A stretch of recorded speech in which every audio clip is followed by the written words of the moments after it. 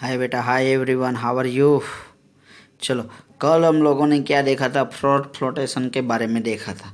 I hope everyone understand this topic. हाँ, और उसमें से बहुत सारे क्वेश्चन आते हैं बेटा, एमसीक्यूज बहुत सारे आते हैं, तो अच्छी तरह से करना।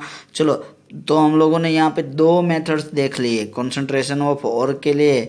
दो मेथड्स हम लोगों ने यहाँ पे देख ली हुई है। ठीक है, फर्स्ट क्या देखा था हम लोगों ने? Hydraulic washing. सेकेंड क्या देखा? Froth flotation. अब थर्ड और फोर्थ दो मेथड है, तो थर्ड मेथड आज हम लोग देख रहे हैं। थर्ड मेथड है हमारे पास इलेक्ट्रोमैग्नेटिक सेपरेशन। कौन सी मेथड है? Electromagnetic separation. I think that कि आपने 10th में देख लिया होगा शायद। जो मतलब स्टेट बोर्ड वाले हैं उसको तो आ गया है, सीबीएसई बोर्ड वाले को भी शायद आया हुआ होगा। तो electromagnetic separation it's very easy. चलो, इलेक्ट्रोमैग्नेटिक सेपरेशन में क्या होता है? तो पहले देखो, मैग्नेटिक वाले जो भी ओर्स है वो ओर्स हम लोगों को लेनी होती है। ओके, उसमें क्या होता है? वोल्फ्रेमाइट, टंगस्टन, उसका एक ओर्स का यूज हो जाता है, और मैग्नेटिक अर्थली जो इम्प्योरिटीज है उसका भी यूज किया जाता है। ठीक है, मैग्नेटिक ओर्स लेनी होती है, वोल्फ्रेमाइट लेते हैं, टंगस्टन साथ मिक्स में होता है तो वैसे यूज की जाती है। और अर्थ की जो भी इम्प्योरिटीज है मैग्नेटिक के साथ, ओके, मैग्नेटाइट तो अर्थली इम्प्योरिटीज उसके साथ भी होती है, तो मैग्नेटाइट भी यूज़ किया जाता है। तो ये दोनों क्या है बेटा? यहाँ पे हमारे पास मैग्नेटिक ओर्स है। तो ये वर्क कैसे करता है वो पहले देखते हैं। देखो, use if one of the ore और इम्प्योरिटी इज मैग्नेटिक। ठीक है, one of the most use होता है मैग्नेट वाली जो भी ओर्स है, और उसमें जो भी इम्प्योरिटी है वो इम्प्योरिटी रिमूव करने के लिए इलेक्ट्रोमैग्नेटिक सेपरेशन यूज किया जाता है। देखो क्या होता है, magnetic particles are attract and fall nearer the magnetic roller, वो हम लोग अभी देखेंगे। ठीक है, and third, while non magnetic particles fall away from the roller. चलो, तो ये जो पूरी जो प्रोसेस है ना, प्रोसेस लिखी हुई है, ये डायग्राम के हिसाब से दिया हुआ है, तो डायग्राम हम लोगों को अच्छी तरह से समझना है। ओके, चलो, जिससे आप लोगों को ज़्यादा समझ में आ जाएगा बेटा। देखो यहाँ पे क्या करना है, और गैंग लेता है जो पाउडर फॉर्म में यहाँ से फनेल जैसी जो है ना, यहाँ से नीचे आएंगे। ठीक है, यहाँ पे एक सिंपल रोलर लिया हुआ है, दूसरा रोलर जो है वो मैग्नेट वाला रोलर लिया हुआ है। दोनों क्या करेंगे, यहाँ पे ऐसे घूमते रहेंगे। ठीक है, तो अब जब यहाँ से और गैंग, गंगू गैंग, हाँ, गंगू तेली नहीं, गंगू गैंग और दोनों मिक्स होके यहाँ से आ रहे, तो पाउडर और यहाँ से पड़ेगी नीचे धीरे धीरे, फिर क्या जाएगी, आगे जाएगी। फिर यहाँ पे तो रोलर रखा हुआ है मैग्नेट वाला, तो जो मैग्नेट वाली जो भी ओर से वो नजीक आएगी। यहाँ पे दो बकेट हम लोगों ने रखा हुआ है। ठीक है, ये फर्स्ट बकेट है, सेकेंड बकेट है। चलो, ये फर्स्ट बकेट है, सेकेंड बकेट। तो क्या होगा, रोलर से जब यहाँ पे आएंगे तो पहले फर्स्ट बकेट में और सेकेंड बकेट में, देखो रोलर से मैग्नेट वाली जो ओर है वो चिपक के यहाँ तक आएगी, उसके बाद गिरेगी। हाँ, उसके बाद गिरेगी तो ये जाएगी कहाँ पे? मैग्नेटिक वाला जो रोलर है उसके साथ जो बकेट है यहाँ पे सेकेंड नंबर के बकेट में इंसर्ट जाएंगे, क्योंकि उसके साथ मैग्नेट अट्रैक्ट हुआ है, और वो जो और है वो सब यहाँ पे सेकेंड बकेट में जाएगी। तो फर्स्ट बकेट में क्या जाएगा बेटा? नॉन मैग्नेटिक सब्सटेंस, यानी जो गंगू गैंग जो है, क्ले है, फिर सोइल है, तो वो सैंड है, वो सब जो है वो यहाँ पे फर्स्ट बकेट पे आएगी। समझ में आ रहा है सबको? तो ऐसे इलेक्ट्रोमैग्नेटिक सेपरेशन होगा। ओके, और यहाँ पे मूविंग बेल्ट रखा हुआ होता है, और मूविंग बेल्ट के हिसाब से मूव करते रहते हैं। अब देखो, मैग्नेटिक पार्टिकल्स आर अटैच हुए बेटा यहाँ पे, and fall nearer the magnetic roller, मतलब नज़दीक आके यहाँ पे गिर जाएंगे। Okay, and third, non magnetic particles fall away from the roller, मतलब नॉन मैग्नेटिक है वो क्या करेंगे, रोलर से दूर गिरेंगे। तो ऐसे पूरी प्रोसेस होगी किसकी? इलेक्ट्रोमैग्नेटिक सेपरेशन की। नेक्स्ट देखो, उसके बाद 4 नंबर की मेथड, लास्ट मेथड देख रहे हैं हम लोग कंसंट्रेशन ऑफ और के लिए। Okay, leaching. कौन सी मेथड है बेटा? लीचिंग। लीचिंग हम लोग देख रहे हैं। चलो लीचिंग इट्स वेरी ईजी। हाँ वेरी इजी है, कुछ है ही नहीं बेटा उसमें।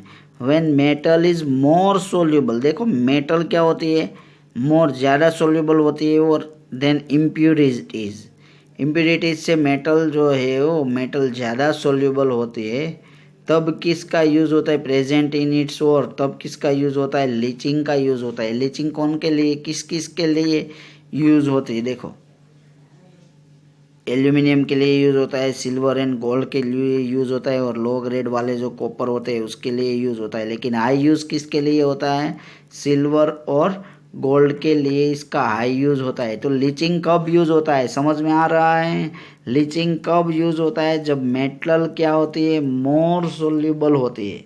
इम्प्यूरिटी से भी ज़्यादा मेटल जब मोर सोल्यूबल होती है, तब कौन सी मेथड यूज़ की जाती है, लीचिंग यूज़ की जाती है। देखो हाइड्रोलिक वॉशिंग है वो हेवी मेटल के लिए यूज़ होता है।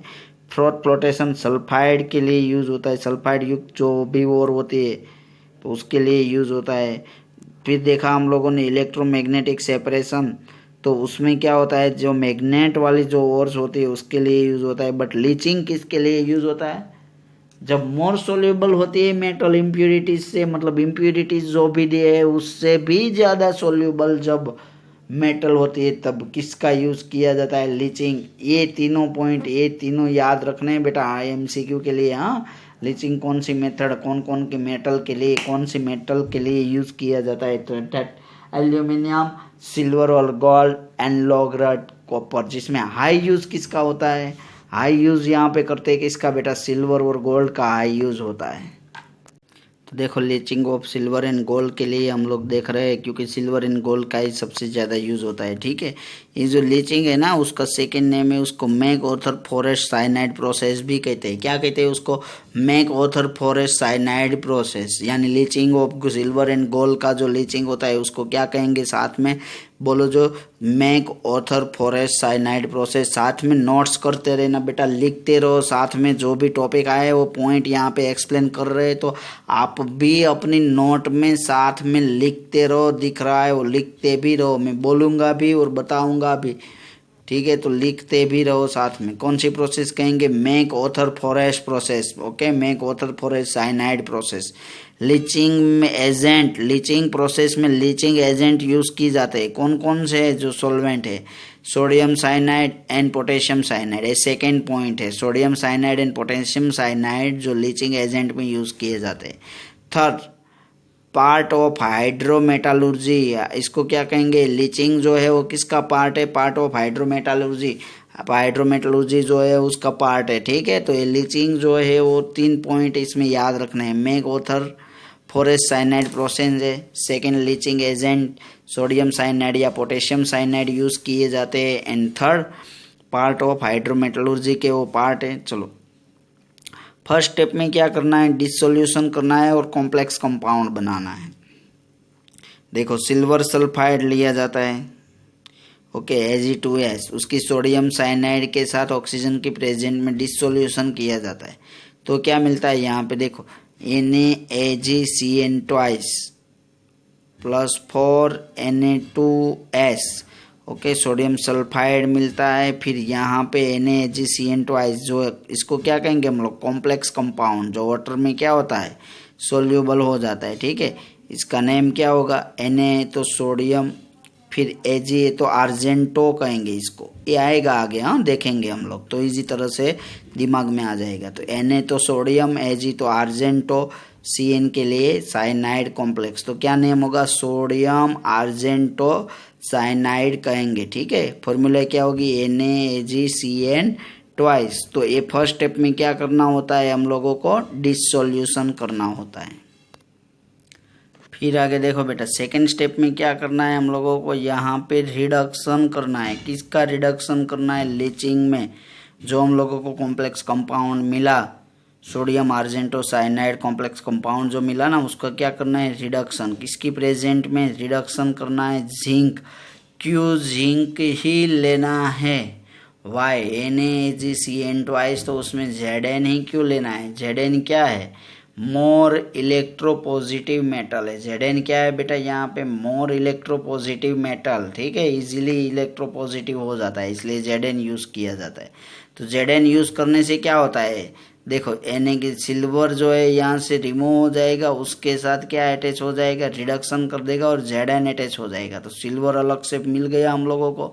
तो ऐसे लेचिंग प्रोसेस जो है उसका यूज़ किया जाता है। ओके, नेक्स्ट देखो, उसके बाद समझ में आया बेटा, फिर Na2ZnCN4 मिल जाता है। फिर से देखो NaCN ट्वाइस Zn का रिडक्शन होता है, तो रिडक्शन से Zn यहाँ पे अटैच हो जाता है, सिल्वर जो है वो रिमूव हो जाता है। ओके, तो सिल्वर हम लोगों को प्योरली फॉर्म में मिल जाता है। और Zn ही क्यों यूज़ किया जाता है, क्योंकि Zn जो है ना, वो Zn मोर इलेक्ट्रोपॉजिटिव मेटल होता है। ओके, यहाँ पे ऑक्सीडेशन स्टेट क्या होता है सिल्वर के लिए, +1।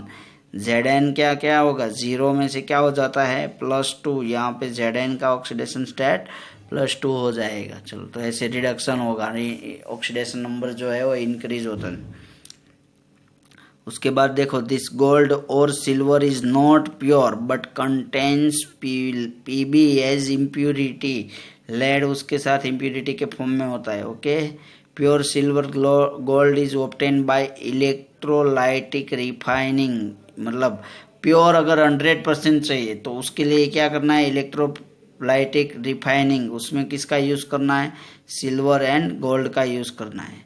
Zinc is functioning as a reducing agent, मतलब Zn का वर्क क्या होता है यहाँ पे, रिड्यूसिंग एजेंट में वो यूज़ होता है। ठीक है, तो यहाँ पे हम लोगों ने कॉन्सेंट्रेशन ऑफ ओर के लिए, ये फर्स्ट स्टेप है ना, रिडक्शन ऑफ ओर का first step concentration of ore, जिसमें 4 मेथड है, हाइड्रोलिक वॉशिंग, फिर फ्लोटेशन, फिर इलेक्ट्रोमैग्नेटिक सेपरेशन एंड फोर्थ है लीचिंग। तो ये फोर्थ मेथड हम लोगों ने देख लिया, यानी कॉन्सेंट्रेशन ऑफ और हम लोगों ने कर लिया। अब हम लोग क्या करेंगे, सेकेंड स्टेप में रिडक्शन करेंगे और थर्ड स्टेप में रिफाइनिंग करेंगे। तो टुमारो से हम लोग सेकेंड स्टेप देखेंगे, reduction of ore. Okay, reduction of ore जो है वो हम लोग स्टार्ट करेंगे फिर।